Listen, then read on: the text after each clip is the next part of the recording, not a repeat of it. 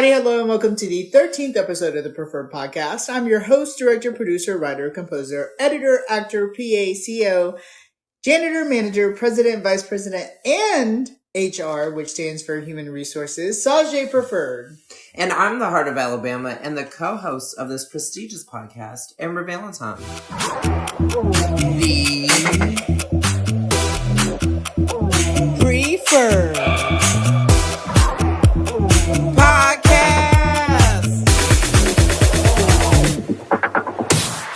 It's lucky number 13, and oh girl, are we feeling lucky. With 13 reasons why and the 13th ghost doing the most. It's time for our 13th day with the topic of slay. Slay! It's in the mouth of nasty, evil Republicans and a constant topic with drag. Today's topic of slay is gender inclusivity. Oh, slay. Yeah. Slay. So the topic as a whole is really just where gender fits into different situations. And is it equal? Is it included? Is it represented? With that comes a lot of gender identities. We are in the days where everyone is accepted, rightfully so. And there are so many different labels for different people and for different representations for different people. Mm-hmm. There needs to be inclusion with all these representations and all these different gender identities. And a big thing is including those different genders, period. Because that's where a huge mistake is started, because they are not included, like, at all. And a big representation of this is queer identities, such as trans people, non-binary people, so on and so forth. And even to go even depth into it, intersex people. Intersex people are, like, in my opinion, wiped off the face of the earth almost, because, like, no one includes them. No one talks about them. And if they do, it's all negative. It's always negative things. And a lot of this stands with old school versus new school. Older ages versus newer ages. Older generations versus newer generations. Boomers versus Generation Z, or even Generation X. And what's the newest one? We just had this conversation not too long ago. Generation Alpha. I don't even remember. I know X is, I don't remember. I think Generation Alpha is, like, the newest. Maybe. Obviously, the newer generations are going to be more accepting and open because they're the ones who are living through this, and they're the ones who are being like, hey, we need to be representing this group of people. These group of people need to be represented, and rightfully so.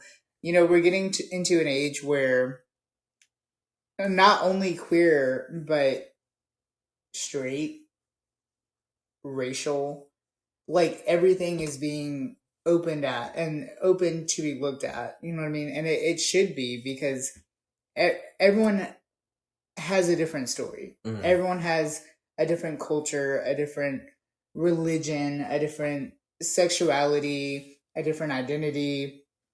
And all of those things should be shown and should be expressed. And I feel like the old school really wasn't about that. They were really like, we are this, you are that, we identify as this. If you were in our country, you should identify as this. And that's not how it is. And I feel like that's where it really, really starts as an issue. And that's really why it has to be looked at into such depth and with such a magnifying glass, because it was fucked up from the start. You know what I mean? But with that also comes location, where you're at, such as South versus North. From where I come from in the North, it is not very much accepted. And since I moved to Birmingham, I've felt more accepted than even in the North.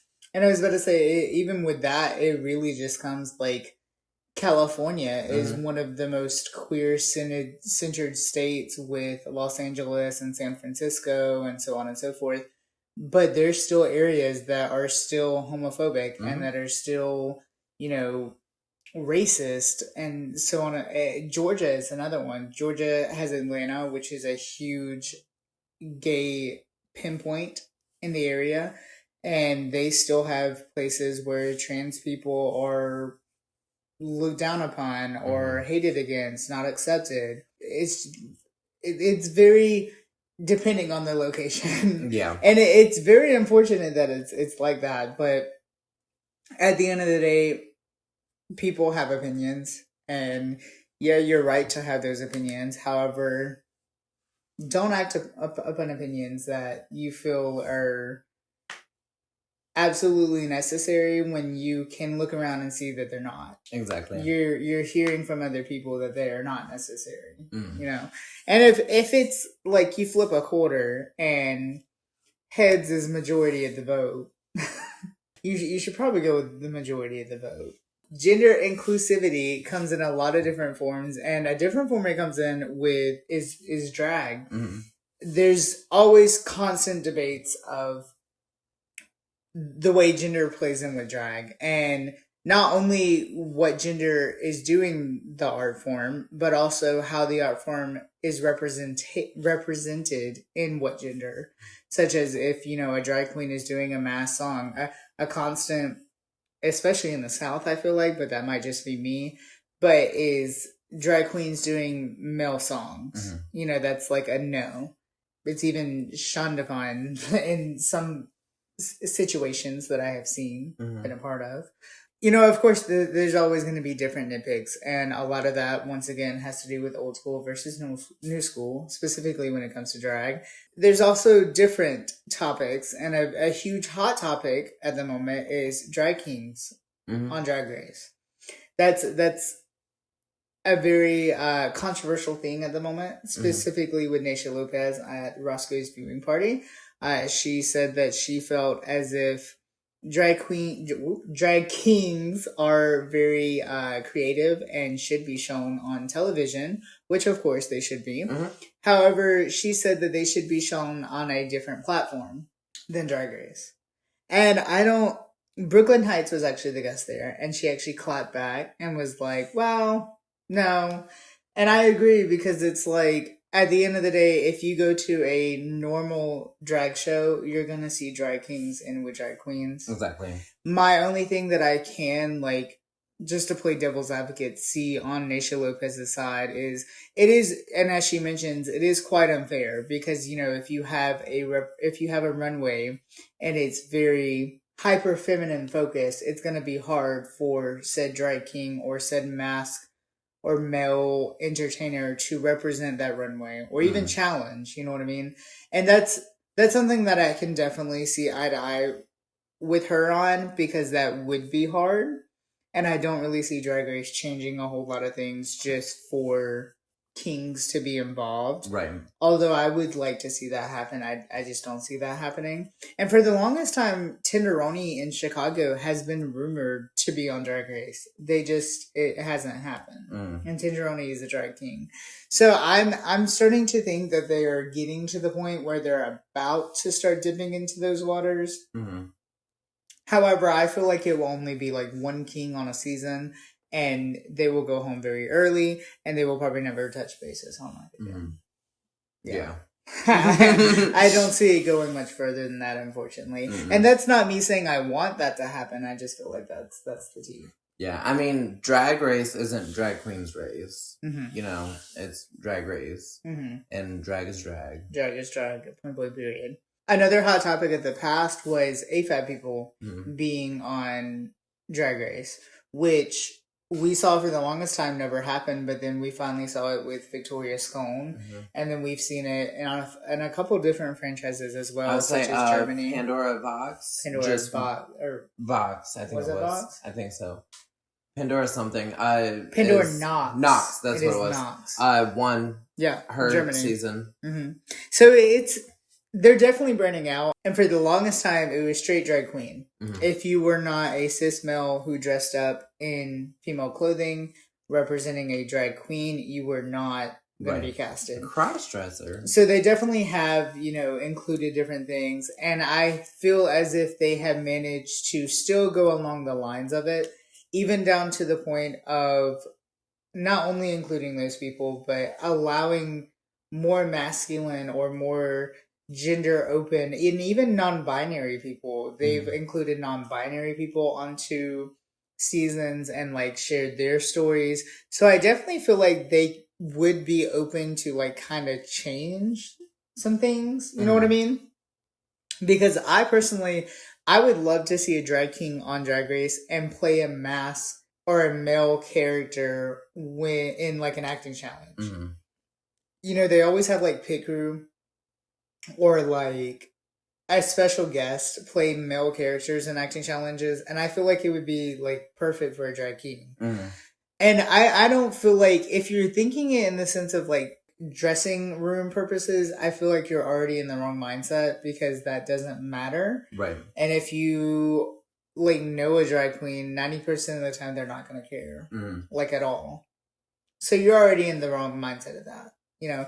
And as mentioned, I feel like they are going to eventually include it, because I feel like they're going to get tired of hearing the general public talk about it, and they're eventually just going to be like, hey, why not?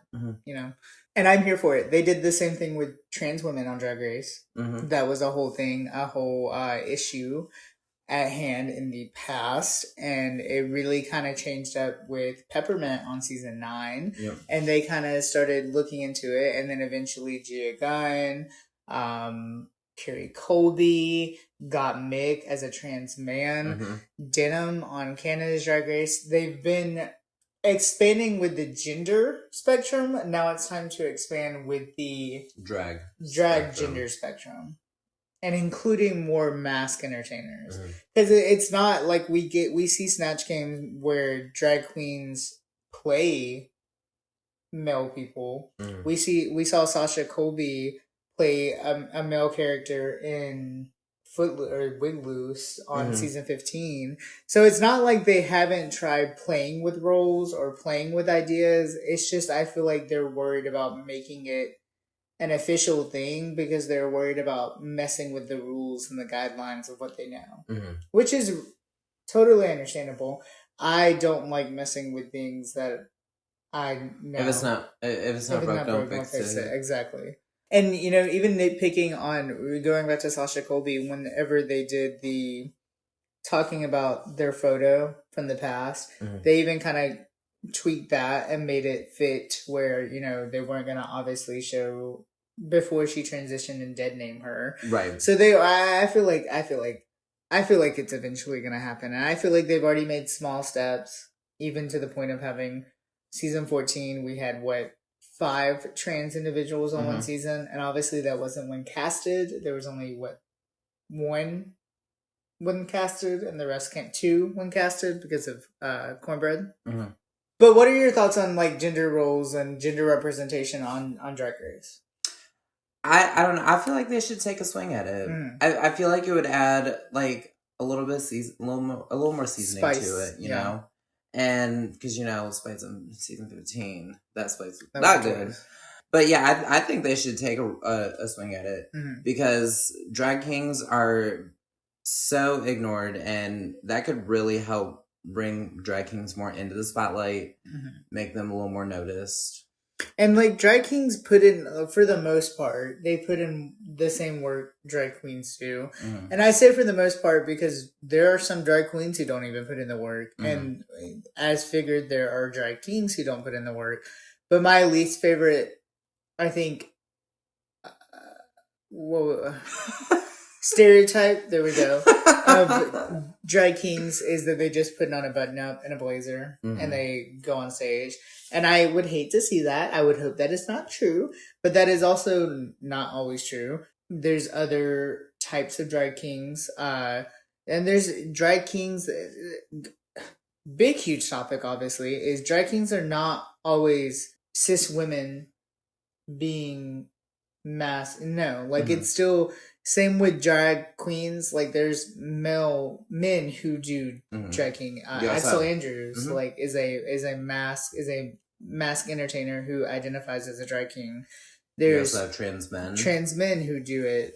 There's even trans women who do it. So like there's different types of drag kings, and there's different roles and like people and storylines that you can put on a drag race, and that needs to be shown. Same thing with trans people, with non-binary people, with, you know, different races and cultures on Drag Race, such as Theresa May on UK, or, although I am not a huge fan, Cara Mel being from Atlanta and moving to UK and having her trans black story being shared on the BBC, which is not very known for being inclusive of one, trans people, but two, Black people.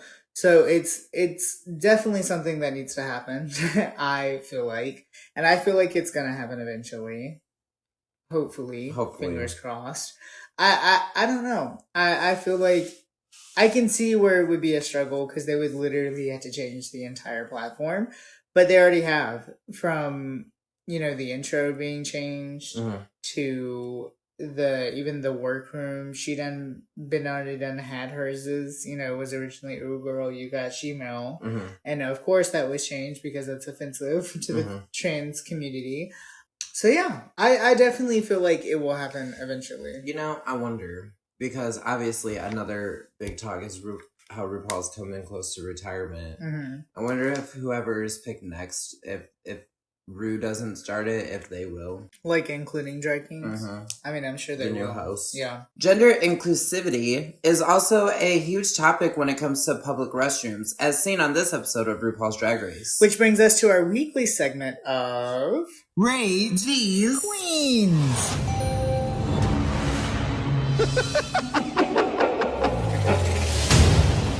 After a very interesting potty-filled episode, we receive a nice golden surprise at the end. So let's flush the emotions and bidet our way from view to review. So Maya just went home. About time. Well, I do agree that it is about time, but Saphira is sad, and I'm not gonna lie, I a little bit am too. Well, I probably would be too if I helped her through the whole competition. Well, my main thing is I'm gonna miss that person who immediately is in the bottom and they're sitting on the other person. And 9 times out of 10, it's someone we don't really like. Or at least me, because when I saw her against Plasma, I was like, ha! Maya's the savior. Morphine is feeling very confident after sending home the Queen of Flips. She literally says, I just sent home the Queen of Flips. I thought that was very funny because, they had a little past storyline. And apparently this lip sync brought something out of Morphine. She's ready for the competition. Even though she almost died. She almost did die for sabotage. She was almost unalive. She was almost DED. Resting in all the pieces. DED. Someone who is definitely not almost dead because she is thriving is Saphira, who just got her 3rd win. And Q is so pissed. So pissed. She literally says none of it makes sense. Like, she is not having it. She sees no part of it that is, like, okay, that makes sense, that is a part of the storyline. She's like not having it at all. And she was over it. To kind of bridge the friendship back together, Saphira, tries to have a conversation with her and is kind of shut down immediately. Something I thought was hilarious was Saphira says to her, I love you. She's like, hey, I love you. Q is just silent. Extremely silent. But we now have our top 6. And it's a very, very, very, very, very diverse top 6, in my opinion. Honestly, it's I would say probably everybody on my top 6 is, except for maybe one. Would you trade anyone out? Guess. I'm gonna guess Nymphia for someone. No.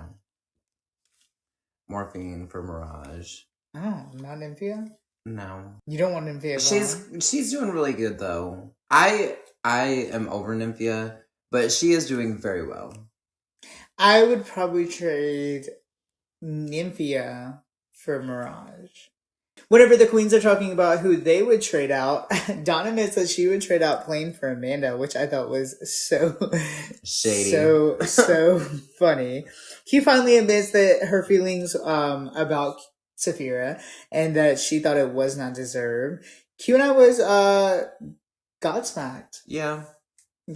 I mean, I'm not gonna lie, Saphira. I'm gonna leave it at that.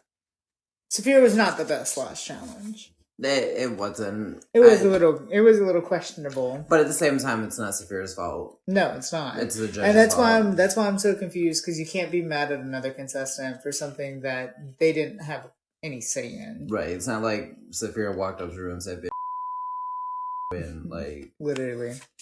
RuPaul comes in and starts the episode with a mini challenge, which is making a shirt out of makeup. This reminds me of the little trend that drag queens used to do where they would put their face on a towel, like Tammy Brown, and she used to like sell them. I thought this was really, really funny. Most of these look like Leatherface though, specifically Plain Jane's, which was very scary to look at, but I guess she terrified RuPaul so much because she actually won the mini challenge. Like, after Plain wins, we find out that the Maxi Challenge is Bathroom Honeys, which is a design show challenge.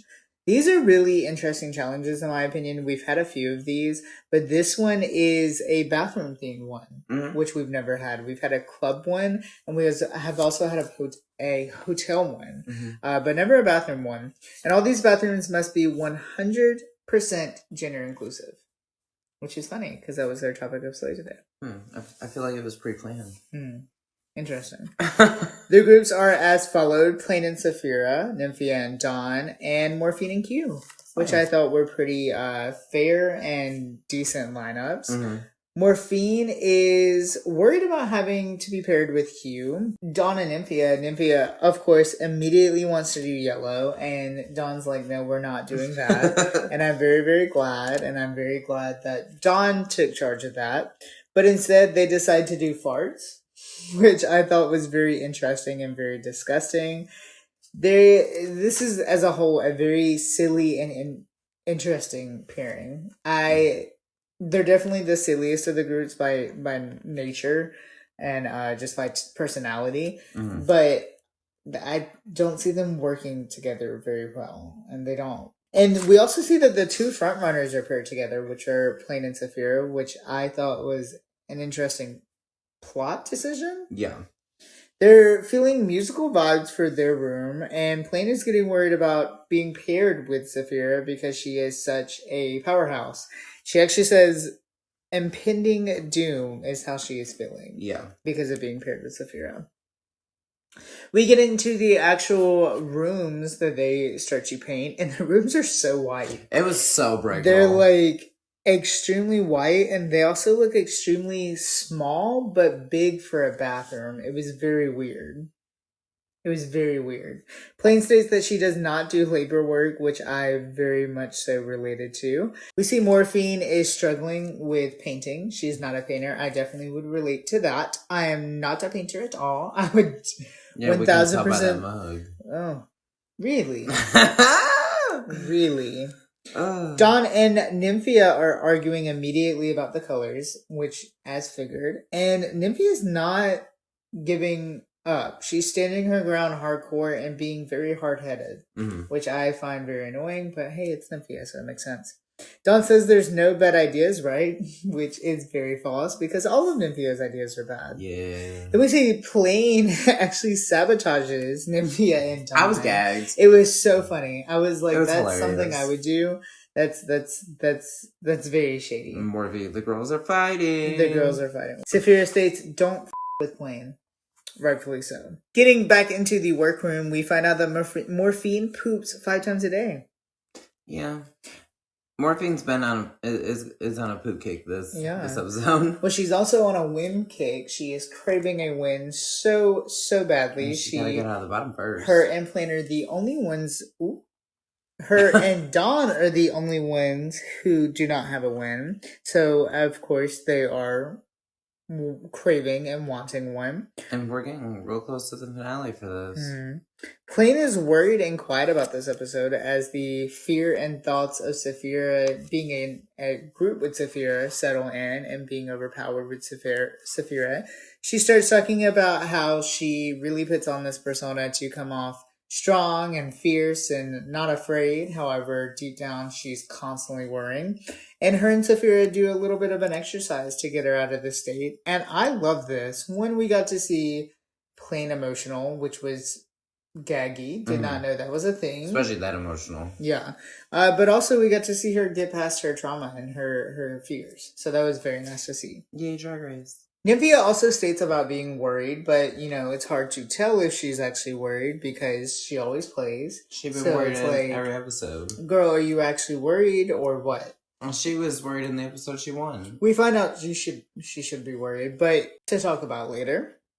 Morphine shares a story about one time when she was splitting. she got to the bottom and she passed a little gas, and she was a little afraid that it might have not been gas. And for somebody who don't pad. That would be extremely scary. She also started sharing about how she's had experiences of going into bathrooms and being uncomfortable as a non-binary person. And into one situation where she was escorted out of a club in a restroom by security for going into the alleged wrong restroom that was not on her driver's license.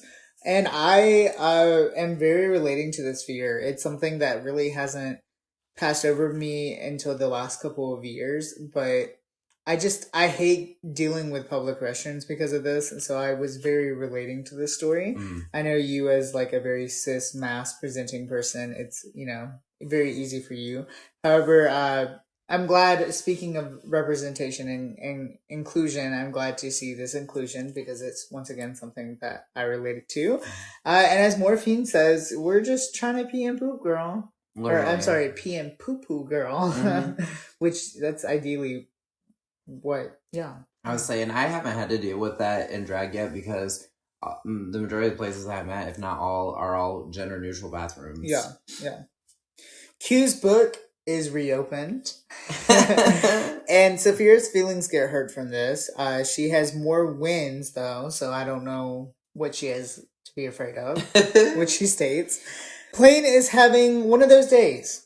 As mentioned, she starts to cry, and I immediately get very scared. I'm like, girl, what is going on? And she obviously is scared as well. She says, I hate feelings, boots. Very relatable. Boots, baby, boots. Getting onto the set to film Bathroom Honeys. First off, teleprompter was definitely being used for this. That 100%. is very, very noticeable. We had the first group of Naughty Potty, which is Q and Morphine. They have a hell-themed bathroom, and it is very, very tacky. I thought the design was clean. I don't know. I liked it. I thought it was definitely a great concept. I thought it was super tacky, and I thought their outfits were not good. The outfits were very high school. Boobs were so messed up. I was like, what is, it was giving very banana tit. If you know that reference, you know that reference. RuPaul. But I hated the dresses. I thought they were just as bad as the room, in my opinion. Morphine ends up messing up a lot in this, and it's very noticeable. And Q is just honestly flat up annoying, in my opinion. I thought Q was great. Yeah. I thought Q was great. And Morphine really dove to the ground.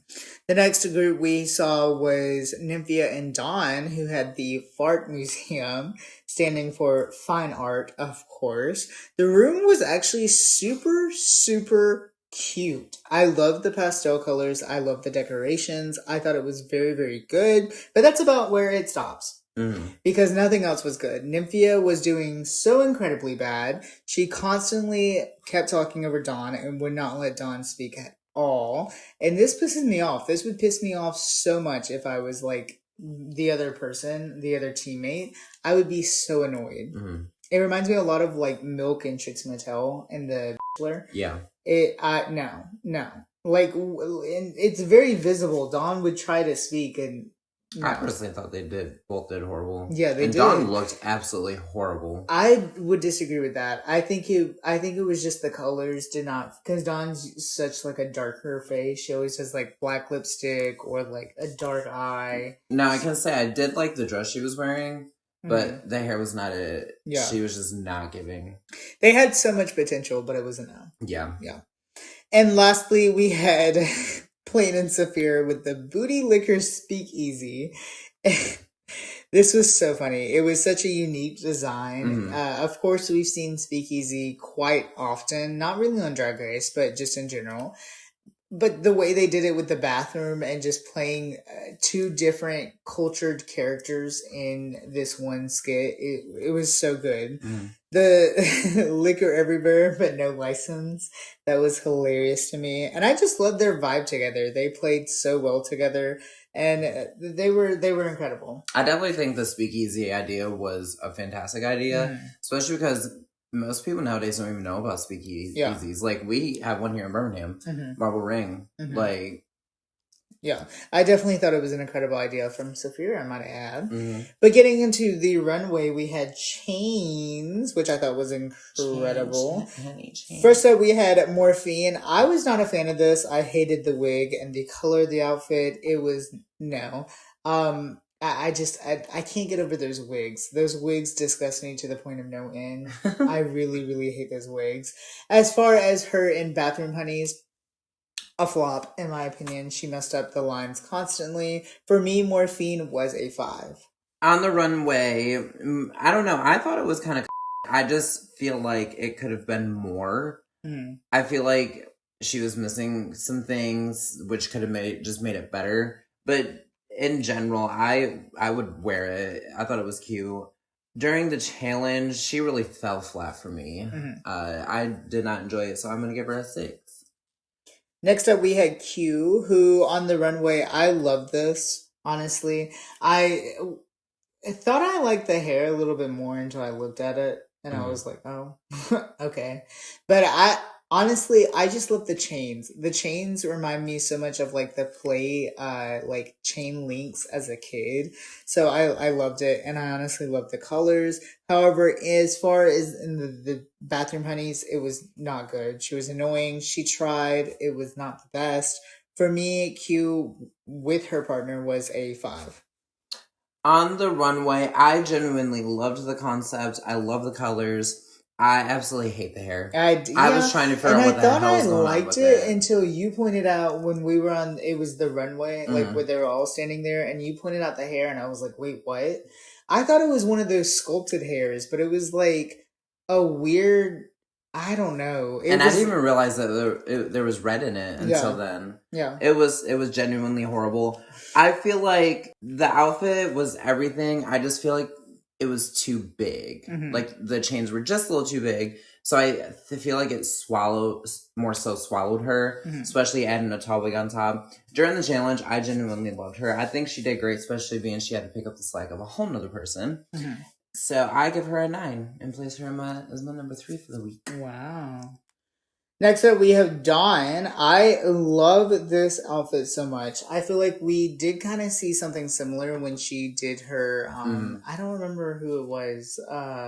She did something, you remember. I remember, because she had the hips cut out. Yeah, and it was very similar to that. However, I love the chains on the hair, and I just genuinely love that silhouette. When it comes to the Bathroom Honeys, I wanted to root for her so much, but it was hard to with Nymphia constantly talking over her. So, I don't know. For me, Dawn was a 4. Okay. On the runway, I thought it was very charisma, uniqueness, nerve, and talent. It was given body. It was given everything. I did not like that we've seen it before. But I love how she still took it and went with the different concepts. During the challenge, trash. It was horrible. That's the worst I've ever seen Dawn flop. And I hope I don't ever have to see that again. Because I put her at a 6. Yeah, for me, Dawn really kind of lacked this episode. But, it's for the birds. So. Next up, we have Nymphia. I love the colors and the hair. I thought this was very cute. It was honestly giving me very plastic tiara with a mixture of like Isis Couture. I could see that. I loved it. The colors though is really what got me because that's my favorite color, and also with black hair. I feel like everyone does blonde hair with blue, and it should be done with black hair. As far as in the challenge, she was the worst. She ruined it. Point blank period. That's the end of that. For me, her runway did not pull through enough. She is a 2. For the runway, I thought it was cute. I thought it was simple, but it was a little bit of a correct simple. I feel like she still should have added a little bit more to it, especially with how light that blue was. It was hiding the silver on it. The whip topped it for me. I loved the whip idea that she had in the challenge. She really annoyed me. However, her runway kind of pushed her ahead for me, so I give her an 8, and she makes it my number 4 for the week. Next up, we have Plain, who on the runway. I loved these colors. The hair was incredible.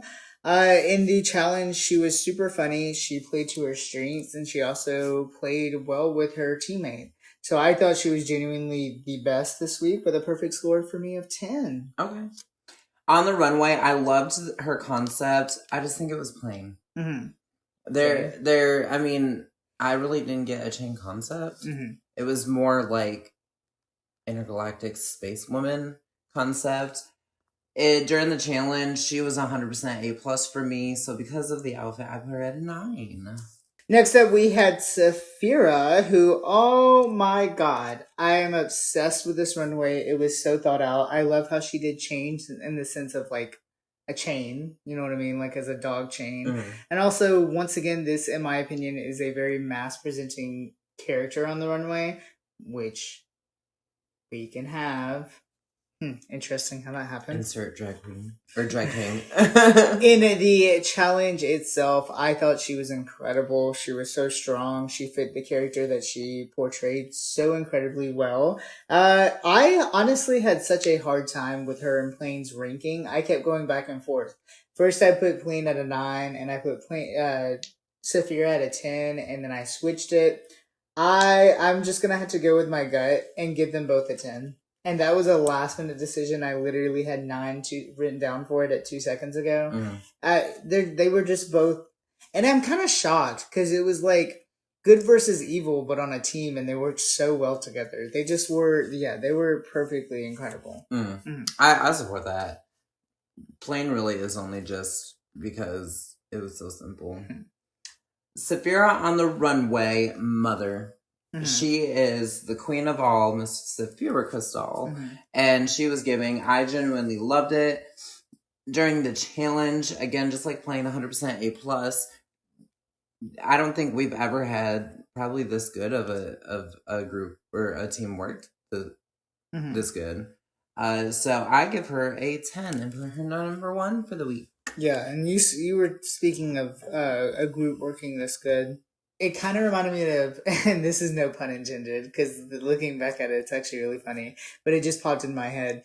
It reminds me a lot of Shokule and Sasha Velour, which is funny because it's a black woman and a Russian woman. I'm weak. But no, I think Sasha's German, actually. But in the acting challenge, she played the Russian spy. Mm. But anyways, point being is they just go so well together, and I was genuinely gagged. As far as something else that I was gagged of is this runway. These runways were really, really good. Everyone had such a good runway.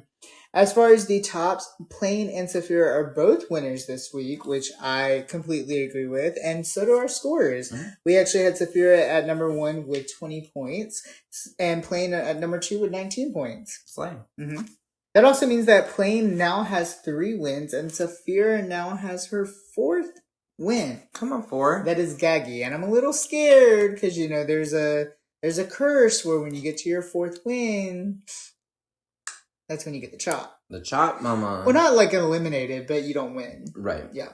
So I'm a little nervous. It's almost like you're maxed out on your wins. I'm a little nervous, but congrats. We then find out that Morphine and Dawn are the bottom 2 of the week, which I'm not going to lie, I thought it would be Morphine and Nymphia, and I was hoping it would be Morphine and Nymphia.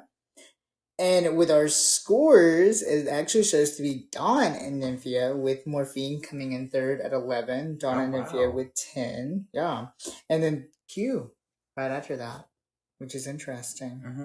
But Morphine and Dawn lip sync to Body by Megan. The second I heard this song, I knew it was over for poor Dawn. I was so sad. I literally wrote down poor Dawn. Not gonna lie, watching Dawn perform to this was like watching Q perform to in a lip sync with Amanda. I definitely feel like it was picked to help someone out. It didn't have to be that specific one to help her out, though. Yeah. They made Dawn look horrible. They did. Because she was eliminated so fiercely by Morphine. Yeah, it was very sad. I mean, Slay Morphine did kill it, though. She did. And It is what it is. I'm upset, of course. I'm trying so hard not to be very vocally upset. Because you have someone, they both had no wins, but you have someone who's been in the bottom 3 times and someone who has never been in the bottom. Mm-hmm. Tell me how that makes sense. It's not a track record. Tell me how it makes sense. It's not a track record. Tell me how it makes sense. It's not a track record. Next time we have the makeover challenge, and this is with backup dancers for Drag Race Live and Work the World. So That'd be exciting. I'm super, super excited for that. I am always very interested with the makeover challenge. Mm-hmm. They either go super, super well or super, super bad. Do we think they're picking male backup dancers? They're all male, yeah. Okay. Whenever it showed, they were, from my understanding, they all look male presenting, yes. Correct.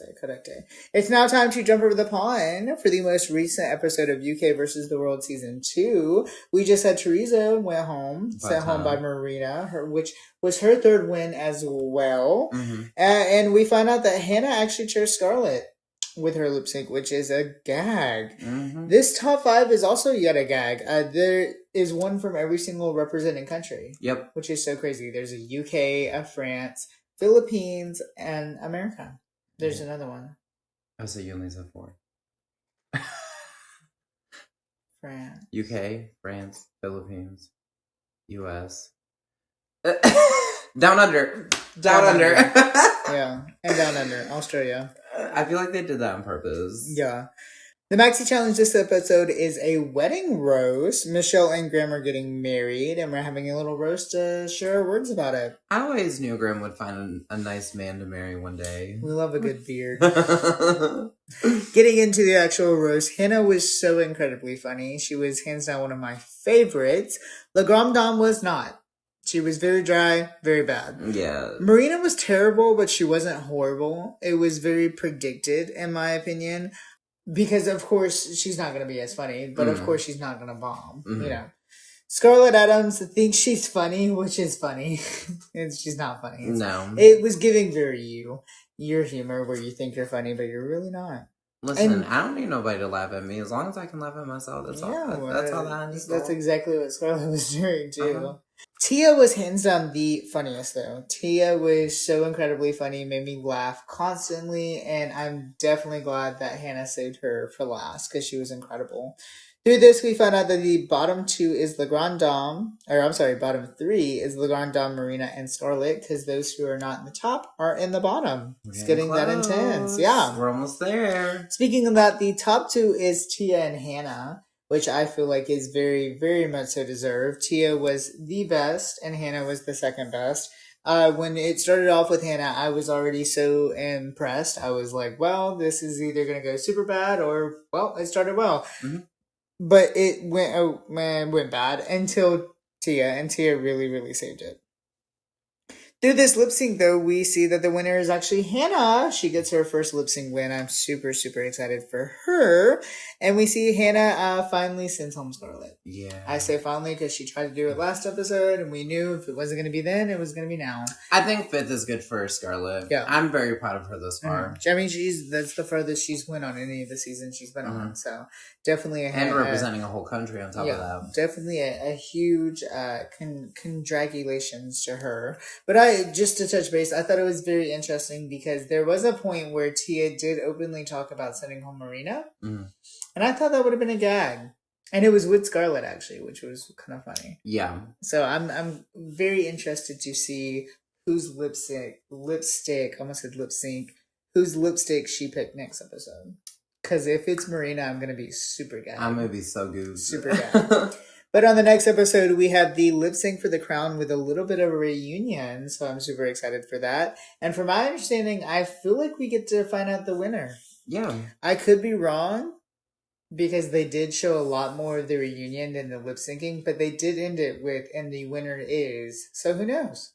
Who knows? We're coming to the end of a new era. We are. Another queen of the mother talking world. Literally. So many. Lord. That's going to be like, what? The 3rd one already this year? 2 Canada? UK and 1 Canada. Yeah. Horrible. And Canada's about to come out with Canada versus the World. Mm-hmm. Don't forget to catch the new season of RuPaul's Drag Race on MTV every Friday. And of course, come to the channel every Wednesday to listen to us rate these queens. New.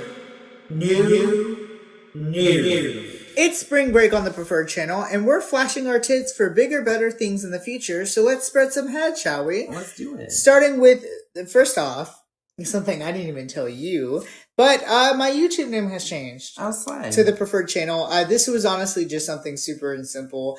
Brandon, who has been on the Preferred Few, actually called me and he was like, hey, how about you change the name? Because it's very hard to find Sajay Preferred with the accent on the E, which is very understandable because, 2 extra steps is too much work. Mm-hmm.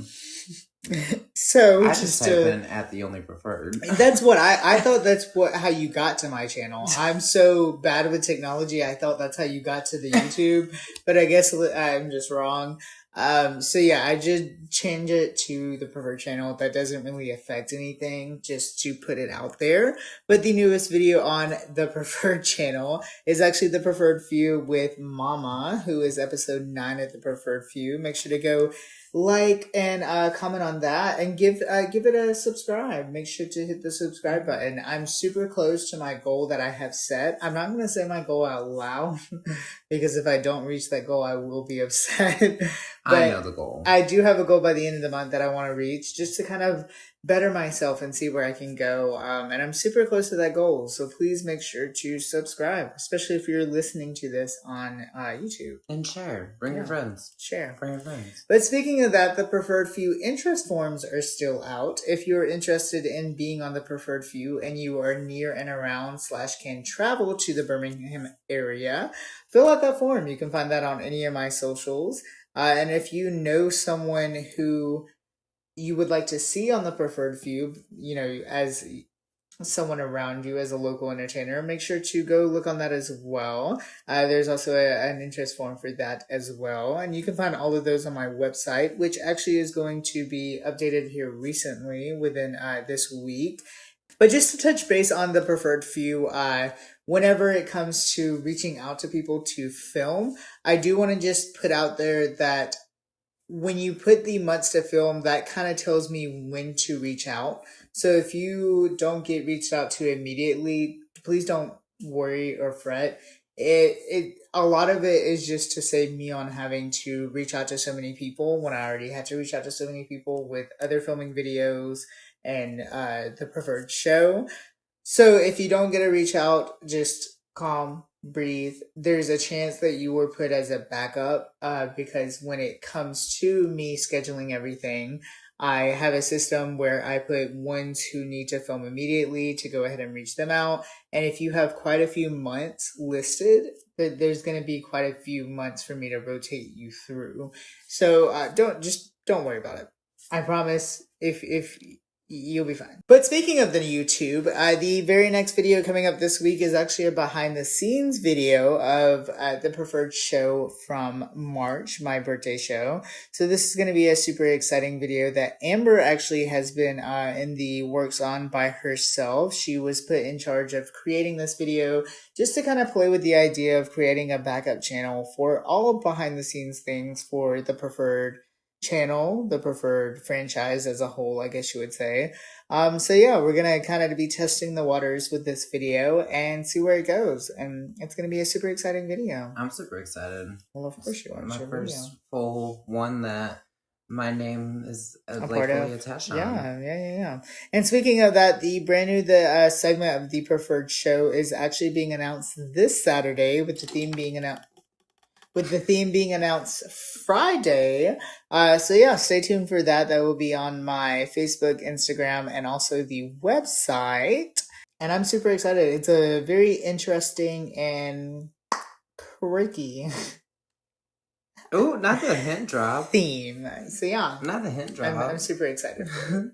With those exciting new events to come, it's time for your exciting new questions. Don't forget to click the link in both of our bios and ask your questions today. Yeah, go ask. All right, Miss Sajay Preferred, your question reads, is personality or appearance more important? Definitely personality, 1000%. I have always kind of said that I don't have a type, and when it comes to that, like, look type.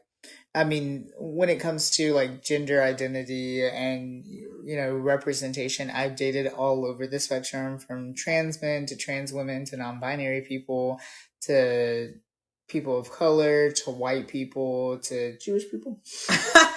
They make a bread, girl. They do. That's an inside joke that we won't get into. They do make very nice and fluffy bread. But yeah, it always has been personality for me, because if I fall in love with someone's like personality, and it's very hard for me to fall in love with someone's personality on like a love relationship level, because I had to like very multiple different aspects of their personality, and that's where I struggled the most with finding a relationship with.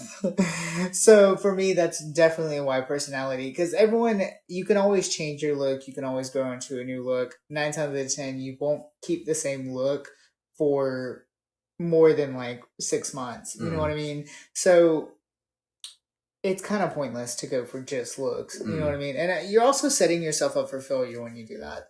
So for me, it's definitely 1000% always been personality. And even when realizing my sexuality as pansexual, that's definitely something that was a strong basis into that. And when it comes to like, I mean, like, I don't know how to put that. When it comes to like the person who is currently I'm talking to in my life, I mean, they're like on the different like total spectrum of my last few relationships. So it's still, once again, forever changing, because I fell in love with their personality and like them as a whole. So thank God, like, not that early bedtime. Well, I mean, when we went to your show, we literally stayed up till 6 o'clock in the morning. That surprises me. That's when we watched Slay. I would say that surprises me with him. He is such an early bird. Yeah. So I mean, like, it's always been about personality to me. Slay, I support that. Yeah. And I was actually, it's a random off topic, but I was actually thinking the other day about how very little cis men I've dated. Like, they've either been like non-binary or like on the trans spectrum. And I was like, wow, it's really because men suck. And then I was like, men. That's kind of like putting that into a box, and I guess I shouldn't do that. Yeah, I just tolerate men. But I mean, the person I'm talking to now is a man, so it's like, I am worried about men for the day. I can't. So your question is, and would you, and it's with literally just a U, not Y-O-U, just you. Some of the wording with some of these questions are very questionable. Yeah. Would you say you are a loyal person? 100%. I would. I would honestly say I'm a little... I would honestly say I'm probably a little too loyal. Because some recent situations. Exactly. Touch a little based on some recent situations. I feel like I'm a little too loyal, because that opens the doors for people to take advantage of me. And now I'm starting to get to the point where I'm getting too old for all the bullshit. And I'm very careful on who I pick as my friends now. Did not realize some people were going to, turn their back, but that's on them. If they decide to turn their back, I'm too grown. I'm too grown for kids. And childishness. That was so Southern. I heard it. Freaky. Yeah. But I will always continue to be a loyal person, because that's what people love about me. There's a reason why I have certain relationships that other people that are close to me do not. And that's because I'm loyal to my people and to myself and my art. So yeah, 100%, 1000%, 100%. Yeah, and I definitely feel like I'm like the same way too. Like, in the sense of like with people who I know support me, I will give them the support back. You know what I mean? Like, I'm very like, if you're loyal to me, I'm loyal to you. And I feel like nowadays that's so uncommon. Like, that's so...